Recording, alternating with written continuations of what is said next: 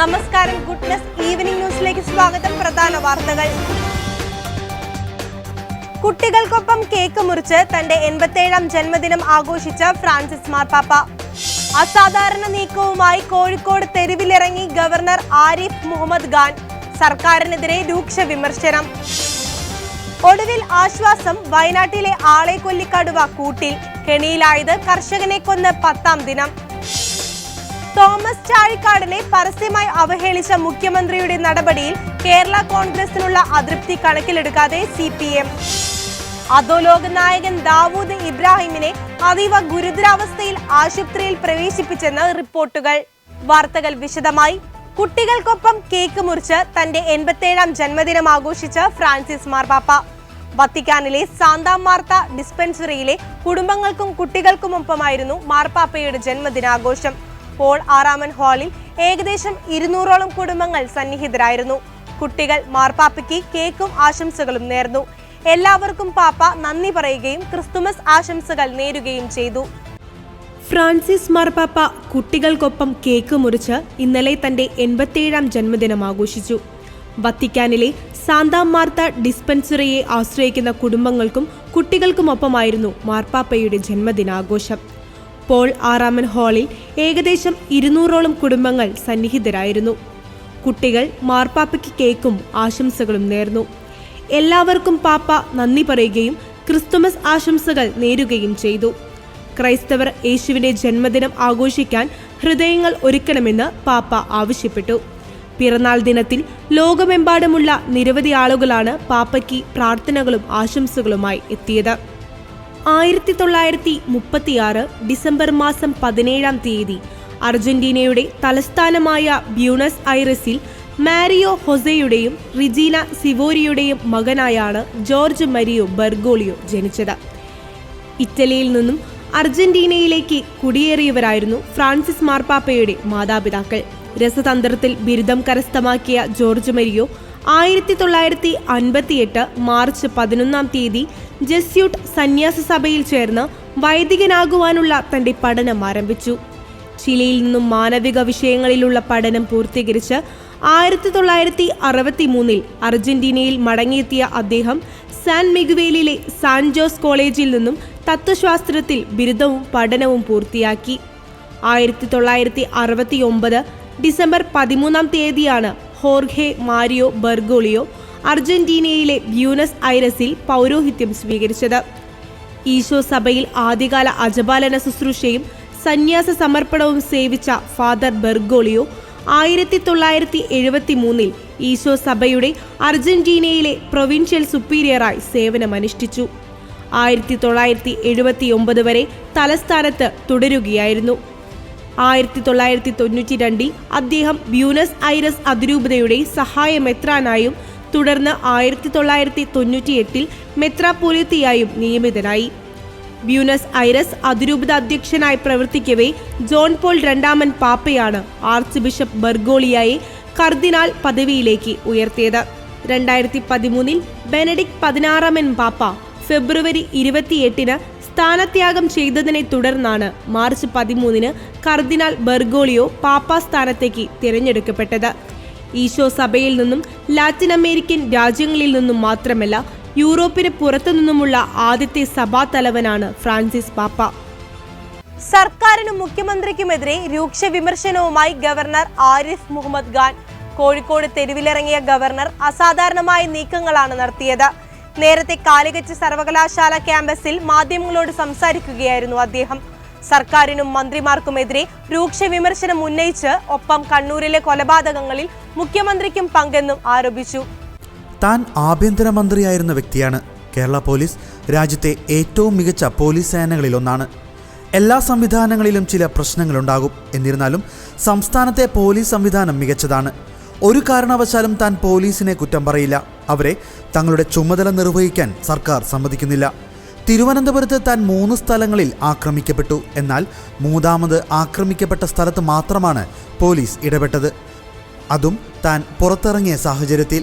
ഒരു സുരക്ഷയും ആവശ്യമില്ലെന്ന് പോലീസിനോട് താൻ വ്യക്തമാക്കിയിട്ടുണ്ട്. അതേസമയം മാനാഞ്ചിറയിൽ നാടകീയ രംഗങ്ങൾ സൃഷ്ടിച്ച ഗവർണർ നേരത്തെ തനിക്ക് പോലീസ് സംരക്ഷണം ആവശ്യമില്ലെന്ന് പ്രഖ്യാപിച്ച ആരിഫ് മുഹമ്മദ് ഖാൻ മിഠായി തെരുവിലൂടെ ഇറങ്ങി ജനങ്ങളെ അഭിവാദ്യം ചെയ്തു. അസാധാരണ നീക്കത്തിൽ അമ്പരന്ന് നിന്ന ആളുകൾക്കിടയിലേക്ക് അദ്ദേഹം കടന്നു ചെന്നു. കുട്ടികളെ കയ്യിലെടുക്കുകയും ആളുകൾക്കൊപ്പം സെൽഫി എടുക്കുകയും ചെയ്തു. ചില കടകളിൽ കയറി അദ്ദേഹം ആളുകളോട് കുശലം പറഞ്ഞു. കേരളത്തിലെ ജനങ്ങൾക്ക് തന്നോട് വലിയ സ്നേഹമാണെന്ന് ഗവർണർ പറഞ്ഞു. ഇതിനിടയിൽ ചില BJP പ്രവർത്തകർ മുദ്രാവാക്യവുമായി അദ്ദേഹത്തെ പിന്തുടർന്നു. ഗവർണർ SFI പോരിനിടെയുള്ള ഈ സംഭവം വലിയ രാഷ്ട്രീയ ശ്രദ്ധ നേടിയിരിക്കുകയാണ്. മിഠായി തെരുവിൽ ഉടനീളം നടന്ന ശേഷം അദ്ദേഹം ജനങ്ങൾക്ക് നന്ദി പറഞ്ഞു. ഹൃദയം നിറഞ്ഞ അനുഭവമാണ് ഈ യാത്ര സമ്മാനിച്ചതെന്ന് പറഞ്ഞ അദ്ദേഹം ജനങ്ങൾ തനിക്ക് സുരക്ഷ ഒരുക്കുമെന്നും കൂട്ടിച്ചേർത്തു. ജനങ്ങളുമായി നേരിട്ട് സംവദിച്ച ശേഷം ഗവർണർ ഔദ്യോഗിക വാഹനത്തിൽ കയറി മടങ്ങി. മറ്റ് സംസ്ഥാനങ്ങളെക്കാൾ പരിശോധന കൂടുതൽ നടക്കുന്നതിനാലാണ് കേരളത്തിലെ ഉയർന്ന കോവിഡ് കണക്ക് എന്നാണ് ആരോഗ്യവകുപ്പ് വിശദീകരിക്കുന്നത്. എന്നാൽ അതിവേഗം പടരുന്ന JN1 വകഭേദം റിപ്പോർട്ട് ചെയ്ത സാഹചര്യത്തിൽ മുൻകരുതൽ നടപടികൾ കടുപ്പിക്കണമെന്നാണ് ആരോഗ്യ വിദഗ്ധർ നൽകുന്ന മുന്നറിയിപ്പ്. കോവിഡിന്റെ വകഭേദമായ ഒമിക്രോണിന്റെ ഉപവകഭേദമാണ് JN1. സെപ്റ്റംബറിൽ അമേരിക്കയിലാണ് ഈ വൈറസിനെ ആദ്യം കണ്ടെത്തിയത്. 2 ദിവസം മുൻപ് ചൈനയിലും 7 കേസുകൾ സ്ഥിരീകരിച്ചു. ആകെ 38 രാജ്യങ്ങളിലായി ഈ വൈറസ് പടരുന്നുണ്ട്. കേരളത്തിലും ഔദ്യോഗികമായി കേസ് സ്ഥിരീകരിച്ചതോടെ ഈ പട്ടികയിലേക്ക് ഇന്ത്യയുമെത്തി.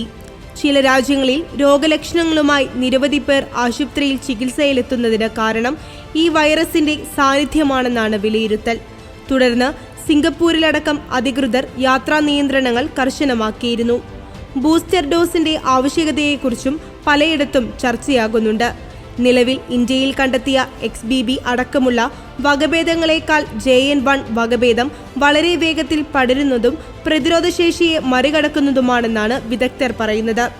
കോവിഡ് ബാധിച്ച് രോഗം ഭേദപ്പെട്ടവരെയും വാക്സിൻ എടുത്തവരെയും ഈ വൈറസ് ബാധിക്കും. JN1ന്റെ രോഗലക്ഷണങ്ങൾ മറ്റു വകഭേദങ്ങളുമായി സാമ്യമുള്ളതാണ്. പനി, ജലദോഷം, തലവേദന അടക്കമുള്ള ലക്ഷണങ്ങൾ കാണുന്നതായി ആരോഗ്യ വിദഗ്ധർ പറയുന്നു. 4-5 ദിവസങ്ങൾക്കുള്ളിലാണ് ലക്ഷണങ്ങൾ കൂടുതൽ പ്രകടമാവുക. തോമസ് ചാഴിക്കാടനെ പരസ്യമായി അവഹേളിച്ച മുഖ്യമന്ത്രിയുടെ നടപടിയിൽ കേരള കോൺഗ്രസിനുള്ള അതൃപ്തി കണക്കിലെടുക്കാതെ CPM. ലോക്സഭാ തിരഞ്ഞെടുപ്പ് അടുത്തു നിൽക്കെ മുന്നണി മാറ്റത്തിനുള്ള ഒരു നിലപാടും കേരള കോൺഗ്രസിന്റെ ഭാഗത്തു നിന്നും ഉണ്ടാകില്ലെന്നാണ് പ്രതീക്ഷ. അതേസമയം അണികളിലെ അതൃപ്തി മുതലെടുക്കാനുള്ള കോൺഗ്രസ് നീക്കത്തെ CPM കരുതലോടെയാണ് സമീപിക്കുന്നത്. പാർട്ടി തട്ടകമായ പാലായിലെ പ്രസംഗം ഇത്തിരി കടന്നുപോയെന്നാണ് കേരള കോൺഗ്രസ് അണികൾ പരക്കെ പറയുന്നത്. മുഖ്യമന്ത്രിയുടെ പ്രസംഗം കടുത്ത അതൃപ്തിയും ഉണ്ടാക്കിയിട്ടുണ്ട്. ലോക്സഭാ തെരഞ്ഞെടുപ്പ് അടുത്ത സാഹചര്യത്തിൽ വിഷയത്തിൽ പരമാവധി മുതലെടുക്കാൻ കോൺഗ്രസ് ഒരുങ്ങി നിൽക്കുന്നു. എന്നാൽ ആശങ്കപ്പെടേണ്ട ഒരു സാഹചര്യവും നിലവിൽ ഇല്ലെന്നാണ് CPM വിലയിരുത്തൽ. UDFിൽ നിന്ന് പുറത്താക്കി LDFിൽ ചേക്കേറിയ കേരള കോൺഗ്രസ് തൽക്കാലം എങ്ങും പോകില്ലെന്ന ഉറപ്പാണ് CPMനുള്ളത്. പാർട്ടി വൈസ് ചെയർമാൻ പരസ്യമായി അപമാനിതനായിട്ടും ജോസ് കെ മാണി അടക്കം തുടരുന്ന മൗനം ഈ ഉറപ്പിന് അടിവരയിടുന്നതാണ്. മാത്രമല്ല, മുന്നണി വിട്ടു പോകുന്നത് ഗുണം ചെയ്യില്ലെന്ന സന്ദേശം അസംതൃപ്തരായ മുതിർന്ന അണികളെ ധരിപ്പിക്കുകയാണ് കേരള കോൺഗ്രസ് നേതൃത്വം. CPMനപ്പുറം ഇടതുമുന്നണിയുടെ മുന്നിലേക്ക് ഇനി പാലാ പരാമർശം എത്തിച്ചാലും കേരള കോൺഗ്രസിന് പ്രതീക്ഷയ്ക്ക് വകയൊന്നുമില്ല. ഘടകകക്ഷികൾക്കോ മുന്നണിയിലെ മുതിർന്ന നേതാക്കൾക്കോ കേരള കോൺഗ്രസിനോട് അത്ര പ്രതിപത്തി പോരാ. മാത്രവുമല്ല, ജോസ് കെ മാണിയോടും കൂട്ടരോടും എന്തെങ്കിലും ഒരു അനുകൂല സമീപനം ഉള്ളത് പിണറായിക്ക് മാത്രമാണ്. 5 മാസത്തെ ക്ഷേമ പെൻഷൻ കുടിശ്ശികയിൽ 1 മാസത്തെ കുടിശ്ശിക നൽകാൻ ധനവകുപ്പ് തീരുമാനം. 2000 കോടിയുടെ വായ്പയെടുത്ത് ക്രിസ്തുമസിന് മുൻപ് തുക ലഭ്യമാക്കാനാണ് നടപടി. ഡിസംബർ കൂടി ചേർത്താൽ 5 മാസത്തെ കുടിശ്ശികയാണ് ക്ഷേമ പെൻഷൻ വിതരണത്തിൽ നിലവിലുള്ളത്. ഇതിൽ ഓഗസ്റ്റ് മാസത്തെ പെൻഷനാണ് ക്രിസ്തുമസിന് മുൻപ് ഗുണഭോക്താക്കൾക്ക് എത്തിക്കുന്നത്. സാമ്പത്തിക പ്രതിസന്ധി രൂക്ഷമായതിനെ തുടർന്നാണ് ഇത്രയധികം കുടിശ്ശിക വന്നത്. കിഫ്ബിയും പെൻഷൻ കമ്പനിയും എടുത്ത 3140 കോടി രൂപ കടമെടുപ്പ് പരിധിയിൽ ഉൾപ്പെടുത്തിയ നടപടി കഴിഞ്ഞ ദിവസം കേന്ദ്ര സർക്കാർ തൽക്കാലത്തേക്ക് മരവിപ്പിച്ചിരുന്നു. ഇതോടെ 2000 രൂപയുടെ കടപ്പത്രം അടിയന്തരമായി ഇറക്കാൻ ധനവകുപ്പ് നടപടികളും തുടങ്ങിയിട്ടുണ്ട്. 2 മാസത്തെ പെൻഷൻ നൽകാനായേക്കുമെന്ന് കരുതിയിരുന്നെങ്കിലും മറ്റ് അത്യാവശ്യ ചെലവുകൾക്ക് കണ്ടെത്തേണ്ട തുക കൂടി കണക്കിലെടുത്താണ് 1 മാസത്തെ മാത്രം കുടിശ്ശിക നൽകാൻ തീരുമാനിച്ചത്. നവകേരള സദസ്സ് തുടങ്ങുന്നതിന് തൊട്ടുമുമ്പായിരുന്നു ജൂലൈയിലെ കുടിശ്ശിക നൽകിയത്. മാസ്റ്ററിംഗ് പൂർത്തിയാക്കിയ 50 ലക്ഷത്തോളം പേരാണ് പെൻഷൻ പട്ടികയിൽ നിലവിലുള്ളത്. കേന്ദ്ര നടപടിയിൽ താൽക്കാലിക ആശ്വാസം ആയെങ്കിലും സാമ്പത്തിക വർഷാവസാന ചെലവുകൾ സർക്കാരിന് മുന്നിൽ വലിയ വെല്ലുവിളിയായി തുടരുകയാണ്. കടമെടുക്കാൻ ബാക്കിയുള്ളത് 3000 കോടിയും ചെലവിന് കണ്ടെത്തേണ്ടത് 30,000 കോടിയുമെന്ന അവസ്ഥയിലാണ് ഖജനാവ്. അതായത് നവകേരള സദസ്സ് തീർന്ന് ഈ വർഷം പിന്നിടുമ്പോഴും പാവങ്ങൾ പെൻഷൻ കുടിശ്ശികയ്ക്കായി ഇനിയും കാത്തിരിക്കണം. തെക്കൻ തമിഴ്നാട്ടിൽ അതിതീവ്ര മഴ തുടരുന്നു. താഴ്ന്ന പ്രദേശങ്ങൾ വെള്ളത്തിൽ മുങ്ങിയതോടെ ജനജീവിതം ദുസ്സഹമായി. തിരുനെൽവേലി, തൂത്തുക്കുടി, കന്യാകുമാരി, തെങ്കാശി ജില്ലകളിൽ റെക്കോർഡ് മഴയാണ് ഇതുവരെ ലഭിച്ചതെന്ന് കാലാവസ്ഥാ വിഭാഗം അറിയിച്ചു. കനത്ത മഴ ഇടതടവില്ലാതെ തുടരുന്ന സാഹചര്യത്തിൽ 4 ജില്ലകളിലും ബാങ്കുകൾക്കടക്കം പൊതു അവധി പ്രഖ്യാപിച്ചിട്ടുണ്ട്. മഴക്കെടുതി രൂക്ഷമായ സാഹചര്യത്തിൽ 8 NDRF യൂണിറ്റുകളെയും 1000-ലേറെ ഫയർഫോഴ്സ് ജീവനക്കാരെയും ഈ ജില്ലകളിലായി വിന്യസിച്ചു. തൂത്തുക്കുടിയിലേക്കുള്ള ഇൻഡിഗോ വിമാനങ്ങൾ, വന്ദേ ഭാരത് അടക്കം 20 ട്രെയിനുകളും റദ്ദാക്കി. 8 ജില്ലകളിലെ വിദ്യാഭ്യാസ സ്ഥാപനങ്ങൾക്ക് അവധിയാണ്. അടുത്ത 24 മണിക്കൂർ കൂടി ശക്തമായ മഴ തുടരുമെന്നാണ് കാലാവസ്ഥാ വിഭാഗം മുന്നറിയിപ്പ്. മഞ്ചോലൈ മലയിലേക്കുള്ള യാത്രയ്ക്ക് വിലക്കേർപ്പെടുത്തി. താഴ്ന്ന പ്രദേശങ്ങളിലുള്ളവരെ ദുരിതാശ്വാസ ക്യാമ്പുകളിലേക്ക് മാറ്റി. മുഖ്യമന്ത്രിയുടെ നിർദ്ദേശപ്രകാരം മന്ത്രിമാർ ജില്ലകളിലെത്തി ദുരിതാശ്വാസ പ്രവർത്തനം ഏകോപിപ്പിക്കുന്നുണ്ട്. അധോലോക നായകൻ ദാവൂദ് ഇബ്രാഹിമിനെ അതീവ ഗുരുതരാവസ്ഥയിൽ ആശുപത്രിയിൽ പ്രവേശിപ്പിച്ചെന്ന് റിപ്പോർട്ടുകൾ. പാകിസ്ഥാനിലെ കറാച്ചിയിലെ ആശുപത്രിയിലാണ് ദാവൂദ് ഇപ്പോൾ കഴിയുന്നതെന്നാണ് സൂചന. വിഷബാധയേറ്റതിനെ തുടർന്ന് അദ്ദേഹത്തെ ആശുപത്രിയിൽ പ്രവേശിപ്പിക്കുകയായിരുന്നുവെന്ന് റിപ്പോർട്ടുകൾ വ്യക്തമാക്കുന്നു. ദാവൂദ് ഇബ്രാഹിമിന് വിഷബാധയേറ്റെന്നതും അദ്ദേഹം ഗുരുതരാവസ്ഥയിലാണെന്നതും ഉൾപ്പെടെയുള്ള ഒരു വിവരവും ഔദ്യോഗികമായി സ്ഥിരീകരിക്കാൻ സാധിച്ചിട്ടില്ലെങ്കിലും ദാവൂദിന് എങ്ങനെ വിഷബാധയേറ്റുവെന്നതോ അതിനെക്കുറിച്ചുള്ള മറ്റ് വിശദാംശങ്ങളോ എവിടെയും ലഭ്യമായിട്ടില്ല.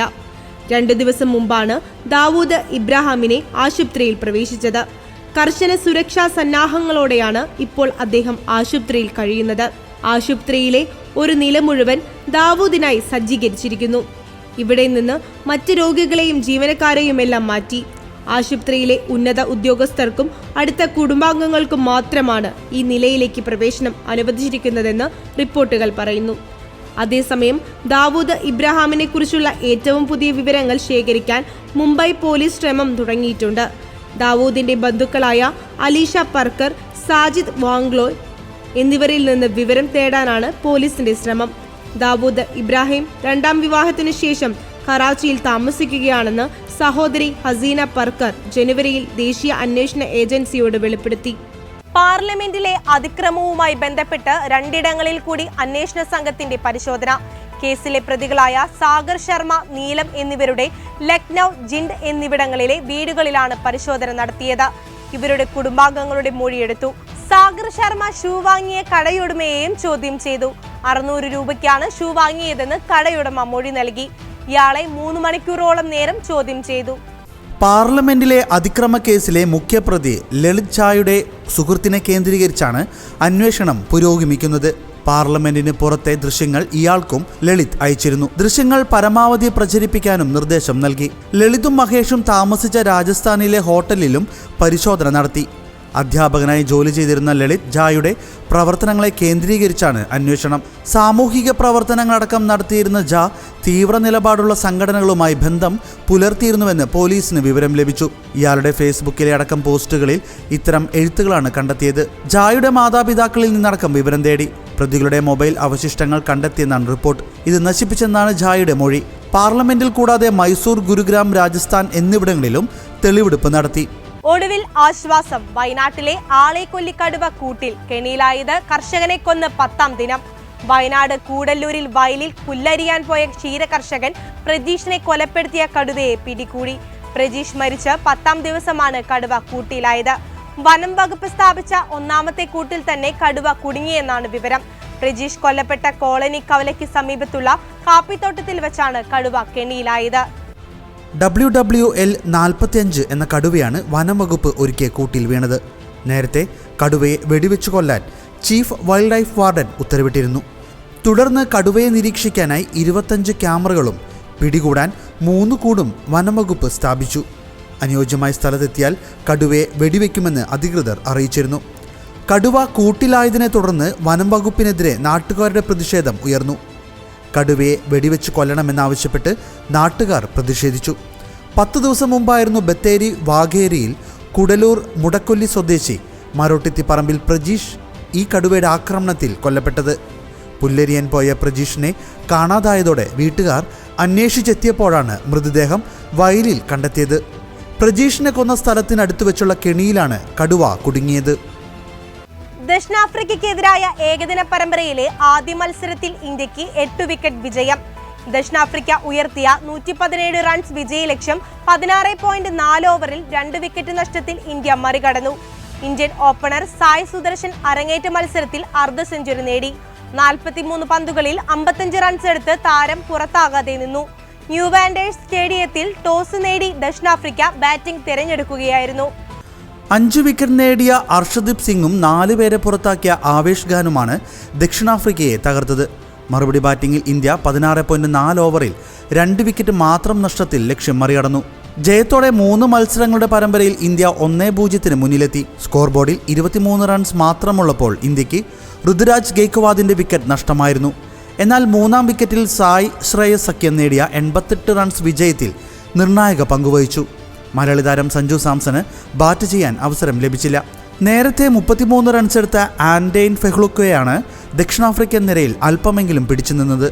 ടോണി ഡി റോസി 28 റൺസും എയ്ഡൻ മാക്രം 12 റൺസും ടബ്രൈസ് ഷംസി പുറത്താവാതെ 11 റൺസ് എന്നിവരാണ് ദക്ഷിണാഫ്രിക്കൻ നിരയിൽ 2 അക്കം കടന്ന മറ്റു താരങ്ങൾ. ചൊവ്വാഴ്ച പോർട്ട് എലിസബത്തിലാണ് പരമ്പരയിലെ 2ാം മത്സരം. ഇതോടെ ഗുഡ്നസ് ഈവനിംഗ് ന്യൂസ് സമാപിച്ചിരിക്കുന്നു. കൂടുതൽ വാർത്താ അപ്ഡേറ്റുകൾക്കായി ഗുഡ്നസ് ന്യൂസ് ഓൺലൈൻ സന്ദർശിക്കുക. നന്ദി.